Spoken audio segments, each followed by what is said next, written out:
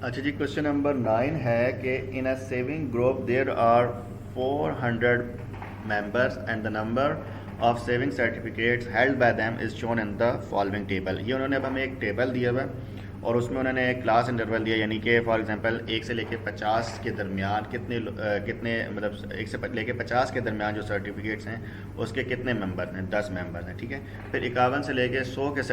जो सर्टिफिकेट्स हैं saving certificates उसके मेंबर जो हैं वो 15 है। इसी तरह फिर 101 से 150 उसके 30, 151 से 200 के 40 और फिर आगे उन्होंने 201 से 300, यानी कि आप देखें यहाँ पे आगे आपके पास 100 का क्लास इंटरवल आ गया, ठीक है। तो 201 से 300 और इसी तरह 301 से 400 और 401 से 500 ये उन्होंने उसके आगे नंबर ऑफ़ मेंबर्स दिए हुए कि कितने मेंबर्स के पास इतने सर्टिफिकेट्स मौजूद हैं।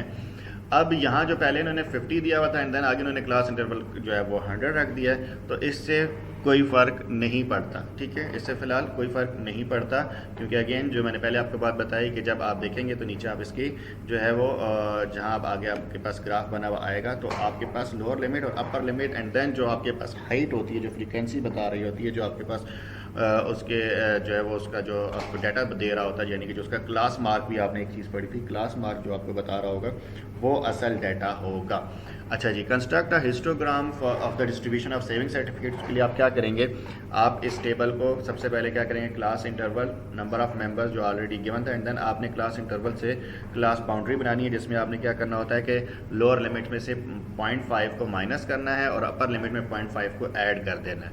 ठीक है। ऐसा क्यों करते हैं, ताकि 1 से लेके 50 के दरमियान, यानी कि इसमें देखें जो लोअर लिमिट 1 होती है वो भी कवर हो जाती है और जो 50 जो कि अपर लिमिट है वो भी इसके अंदर कवर हो जाता है। इस वजह से हम क्लास बाउंड्री बनाते हैं, ठीक है। तो इस वजह से आपने सबसे पहले इस तरह का एक टेबल बना लेना है जिसके अंदर आप क्लास बाउंड्रीज बना लेंगे। क्लास बाउंड्रीज बनाने के बाद ठीक है, इसमें अगेन आपने कोई इस चीज़ पे घबराना नहीं है कि सर शुरू में जो है वो 150 का इंटरवल चल रहा है एंड देन आखिर में आपके पास जो है वो क्या नाम है 100 का आ गया, तो इससे फ़र्क नहीं पड़ता। अगर तो आप ग्राफ के ऊपर बना रहे हैं और आप चाहते हैं स्केल रखना तो फिर आप बेशक ये जो जहाँ पर आपके पास 100 का है तो वहाँ आप इसको थोड़ा सा मज़ीद इंक्रीज़ कर दें, लाइक आप यहाँ पे दरमियान में बेशक 250 दे दें, 250 यानी कि यहाँ पे 250 वाला एक दे दें, लेकिन इससे क्या होगा, सिर्फ इसकी विड्थ इंक्रीज़ हो जाएगी, बाकी कोई इस पर फ़र्क नहीं पड़ेगा। डाटा को एनालाइज करने में बिल्कुल भी फ़र्क नहीं पड़ेगा।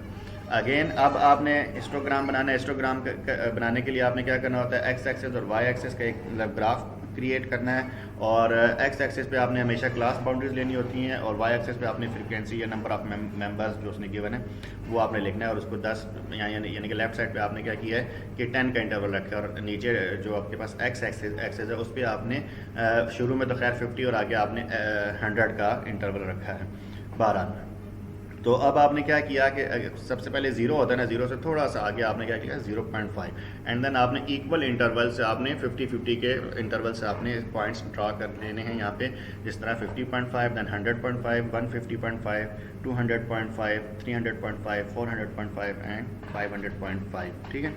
अब आप देखें अगर आपके सामने पेपर पिछली तस्वीर आप खोलें, मैं सामने बुक से देख रहा हूँ, तो वहाँ पे आपके पास